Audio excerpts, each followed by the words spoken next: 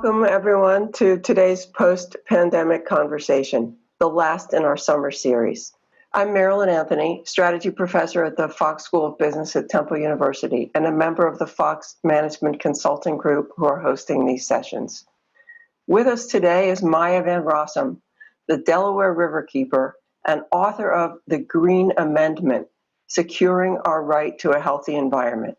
Maya has also been an adjunct professor for the Beasley Law Center at Temple University with a focus on environmental law.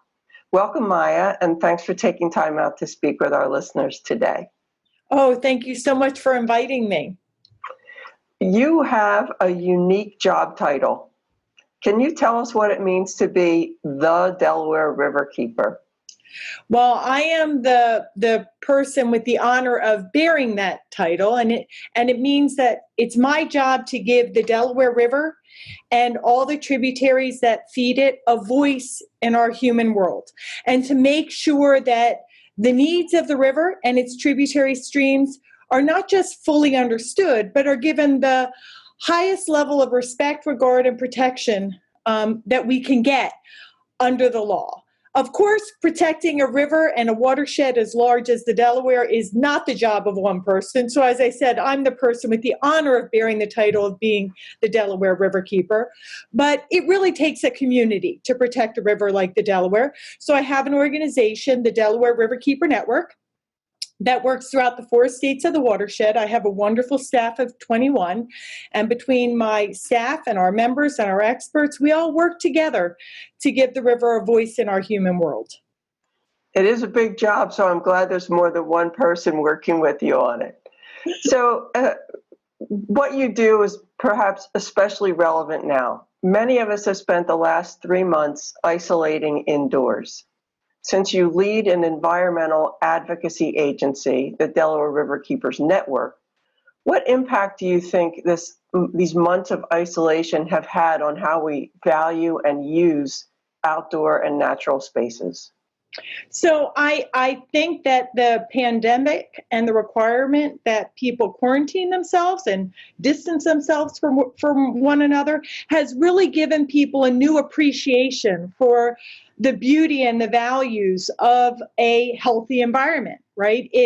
We miss it because people very quickly, what did they do? They went inside, they went indoors. But then slowly as time went on, they sort of emerged and they went back out into nature, right? They couldn't go to the office, they couldn't go to the shops, they couldn't go to the coffee shop, but they could go out into nature. And as they went back out into nature, they realized what they had been missing, how much a river, a forest, a stream, a wetlands, a meadow enriches our lives, enriches our health, enriches the quality of our lives. So I think that it's just given people a new appreciation for how much a healthy environment contributes to our healthy lives, how enjoyable it is to be out in nature alone or with your family. And my hope is that it's going to give people an enduring respect and appreciation for the importance of rising up to defend our natural resources, because there are a lot of threats and there are a growing number of threats. And so my hope is that this new appreciation will inspire a new respect and value for environmental advocacy, protection, and speaking up for the natural world, which is so vitally important to our human world. Well, that's a great point, because in the past, there have been public outpourings of support for environmental issues. And civic engagement in the past has really depended on people gathering in person, whether it's a zoning or permitting meeting, a rally, or some sort of experiential event. How will limiting group and public activity make it harder or perhaps easier for individuals to participate meaningfully in the public decision-making process? So I think at first glance, right, now that public meetings are being turned into Zoom meetings like this, right, public discussions, your local town council, state hearings perhaps in some states, even court hearings, right, are now all being sort of translated to an online platform. And I think many people, again, at first glance think, wow, that's really creating a much greater level of access for people far and near to be able to get on. And to some degree, that is true. If the Delaware River Basin Commission has a meeting in Pennsylvania, in Washington Crossing, Pennsylvania, yes, it is easier for the people of New York perhaps to participate. And so there is some truth to it, but there's actually also a tremendous limiting factor that takes place. First off, there are a lot of people that don't have access, the same level of access to technology. Even those of us who have good access to technology, just earlier today, I was on a wild and scenic rivers meeting, a committee meeting, and the message came up, your internet is unstable. And I had trouble staying connected. So some people don't have connectivity. Even when you do have connectivity, it is not uncommon that it will cut out, that it will get overloaded, and that will deprive you of the ability to have full, free, and fair access. It's much harder when you have a public meeting and materials are being presented by an expert. It can often be harder to see those materials. You cannot see in any truly meaningful way, what are the reactions of the other people in the audience, the other participants? One of the powerful benefits of a public meeting, particularly when it comes to environmental issues that are impacting a community, is the ability of community members to learn from one another, to see one another in action, to get the strength of coming together to speak on an issue that could be difficult to speak about. All of those elements get lost. And truthfully, the strength and power can in many significant ways get taken away from the people and be given entirely to those who are managing the meeting. So, if there's a 2-minute time limit, and 2 minutes is not very long time to make your case when you're talking about a project that might devastate the environment, devastate your life, result in the taking of property rights. If you're on Zoom, when those 2 minutes are up, guess what?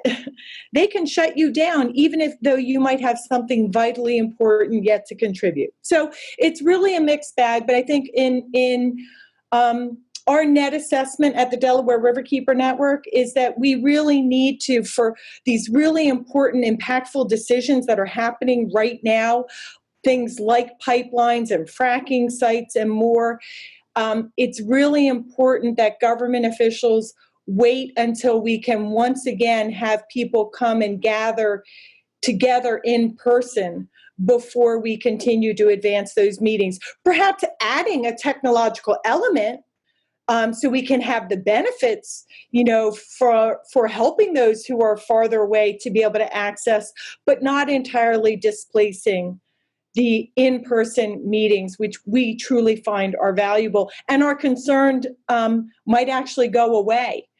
Right, and then that's what I wanted to follow up with you on that I think you've expressed some concern that government and or industries are using the adoption of Zoom technology to reshape the way they interact with the general public. Yes, you're seeing that.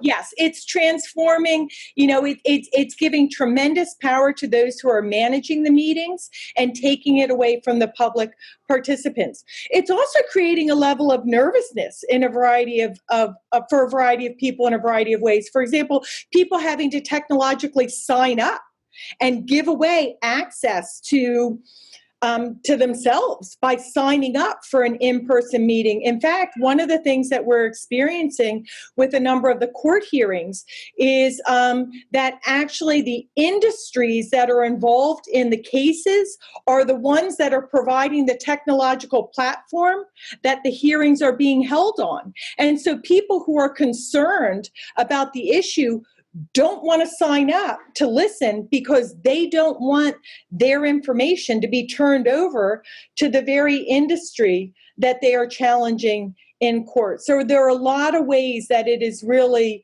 empowering industry, empowering government in a way that feels and very in reality is a disempowering of the people and their rights to fully and fairly participate in the public process. Well, that's pretty significant in terms of civic engagement. Let's ask specifically about the impact on nonprofits, who also, of course, really count on, receiving public support to show that the work that they're doing is important and people care about it. So what effect is the pandemic having on the ability of nonprofits to protect and defend the environment? So the pandemic really, for many organizations, are impacting their ability to fundraise.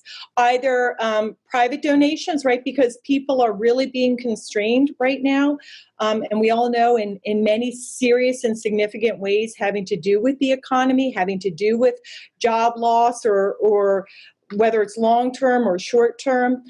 So the ability of people to just donate is being significantly compromised. But what we're also experiencing for many organizations, they rely on grants from foundations. And what we are seeing is that many foundations either have themselves fewer resources to offer up to support nonprofit advocacy, or they are changing their timelines. They're changing their process. There have been a number of foundations where they would have had a deadline for a grant application in April, and at the time announced that they would not be accepting any applications until some undetermined time in the future. There are some foundations who have decided that in this difficult year, they are not going to be accepting grants from new applicants. They are wonderfully making sure that they are continuing to support the organizations that they already support at same level or perhaps diminished level, but the opportunity for other organizations engaged in good works to seek support, well, those doors are being closed. So there really is an impact on the ability to raise funds. Also, expenses are changing. And going up, right? Right now, nonprofit organizations are still having to pay their rents, still having to pay the cost of maintaining an office that right now they cannot use, probably because, like Delaware Riverkeeper Network, they have a lease which obliges them to do so. But at the same time, are also having to very quickly pivot to upgrade their technological pathways for communication, so that they can be engaged in these public meetings, so that they can make sure that their members, whether or not they can donate, that's not the important thing, right? Let their members and let the public in general know what's going on, know what their organizations are doing. Let the public know how they can get involved in critical issues that are being advanced very quickly right now through the public process, because government and industry are taking advantage of this critical time. Protections are being rolled back very significantly, very seriously. While we're all being forced to shelter in place, what we are seeing from the agencies is and industry is the same is not applying equally across the board. So the pipeline companies, they are still advancing their applications, even though it's more difficult for people to access information and to be able to participate in the public process. They're still out there building their pipelines with no masks and no social distancing. And so it's really making it harder and harder for people. So again, we have to, as nonprofits, have to make sure that we are investing in all these new and growing and emerging pathways for communication to make sure that we don't miss a beat in terms of getting people and keeping people involved in what's happening in their community. So the costs are rising while income is going down, and that's really creating some stress on a number of organizations, large and small. I suspect we're going to get some follow-up questions on that. And so thanks for sharing these insights and raising these really important issues.